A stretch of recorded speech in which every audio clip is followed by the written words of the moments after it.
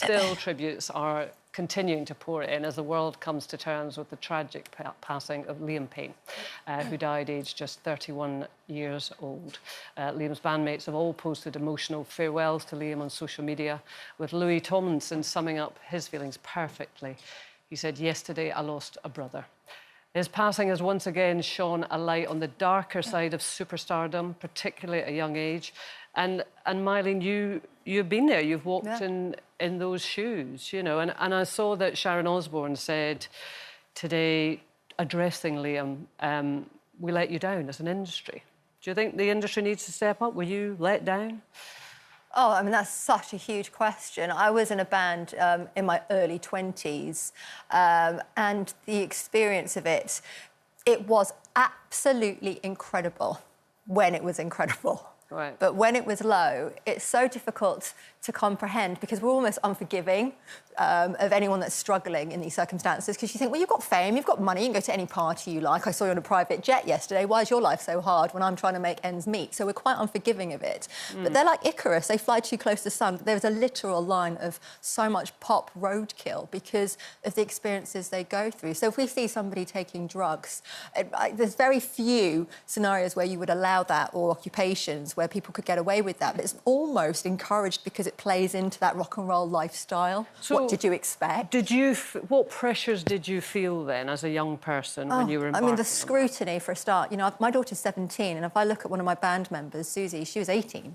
So that's 1 year away from where my daughter is now. And if I think if somebody put my daughter through that level of scrutiny or that pressure, just incorrect stories, people coming out saying Would you let your things that daughter weren't join true. a band? I would, for the experiences that I had, and I know she's a phenomenal musician, so from a practical consideration, she could do the music side. But the business side, I would make sure somebody was watching her, for sure, and that's probably where Sharon's comment comes in. Yeah, but then there's the musical side, as you say. There's the business side, which I'm sure you would tutor your daughter, you know, very well on that. But then there's Well, it's not the daughter, it's the people praying around Well, yeah, them. but then a lot there's of that emotional side that's in the middle that is the most difficult one, because you can tell people, you know, you can try and advise them, but you don't know how they feel, you know. There's no high like stepping on stage. It's actually been proven. The dopamine, the adrenaline that you get is higher than any drug. So when you go out on that stage, everything else that you might have experienced beforehand, it's surpassed. But also, I think, you know, it's wonderful that the Gen Z generation now has a different experience of it. But we changed that. You know, that's almost like standing on the shoulders of giants. People cannot report that you are pregnant until past 12 weeks because of the law that I helped pass, because people were, you know, announcing my pregnancy before I'd even told my family members. So we have changed a lot of laws just by being in those situations. But some of the experiences that we went through as a band, we were no way equipped for it. And there was just 5 kids in a room at the end of the day, not unlike these 5 kids in a room, and that's all you have at the end of the day.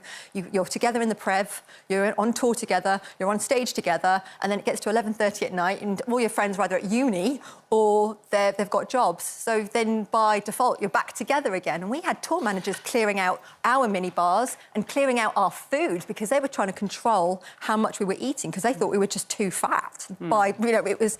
I think Liam actually said that, wasn't he? He was on a podcast, I think, with Stephen Bartlett. You know, that sometimes he was alone in a room with a mini bar, and you know, all of that pressure. Before we walked into a studio, our tour manager would get a big bag and clear out our food, treating us like we were children because we couldn't be trusted, and we had an image of this perfection, this role to fulfil. Grace, I mean, you're a modern kind of fame, aren't you? You're Gen Z, am I right? Yeah, that is me. You know, very successful, very well known. Is it different for you? Do you feel you've got more control than perhaps previous sort of, you know, young people who've experienced great fame quickly?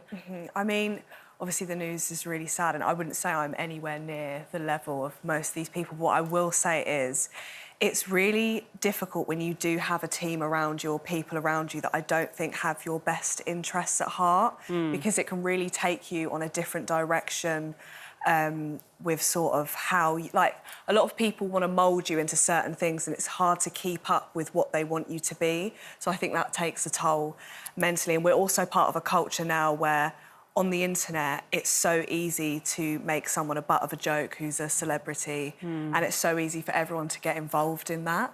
So, but then again, you were saying earlier it's the same, but it was more magazines. Back in the somebody day. drew a circle around my cellulite when I was on holiday, and I was actually feeling really good because I was on holiday and I'd managed to take my family on holiday. And on the front of every magazine, there was a huge circle on my cellulite. Now, we wouldn't allow that today. It was and normal if somebody in the did that to 90s, my wasn't daughter, I would gather you all up and we ride at dawn. I wouldn't allow that.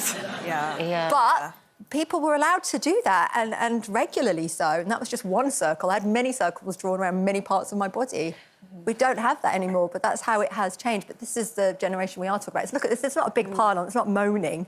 Because, trust me, the good is why you stay. Yeah. It is a drug. It's its own drug. Well, that was going to be my question to you because, you know, hearing your stories, it's shocking. And I grew up in the 90s and I remember all those worst dressed lists and circles of shame. Like, I mean, when you talk about it now, it's horrific to think about it. But just to play devil's advocate, what about people that say, if it was that bad, just quit? Just leave, like some people would in other jobs. But I think, as Mylene says, because you get the highs. Yeah. You know, a lot of us live our life sort of in the middle, and actually, I think emotionally that's probably a much better place to live your life. But, you know, it's always been the way that, you know, society prizes these people who, we call them stars, don't we? Because they go to the Elton stars. says he's but they also lucky go to be alive.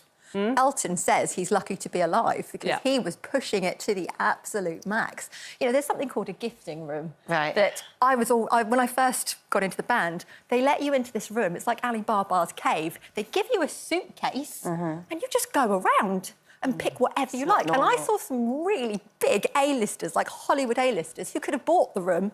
They were, like, filling up on hair straighteners, and I was like, you don't even need this. And it's just the idea of just you've got something and you still want more, like the vulgarity and just how it can engulf you, and that's why you need to have a really level head. But, you know, how can you if nobody else around you's got that? I mean, inevitably, we will continue to discuss this because it's probably important that we discuss, you know, what happens to young people in this industry and when they have access to all of those things. We have to remember, though, a young man has lost his life. There's a family that's grieving. There are friends very close to him that are grieving. And, you know, please don't think that we forget that because we absolutely don't.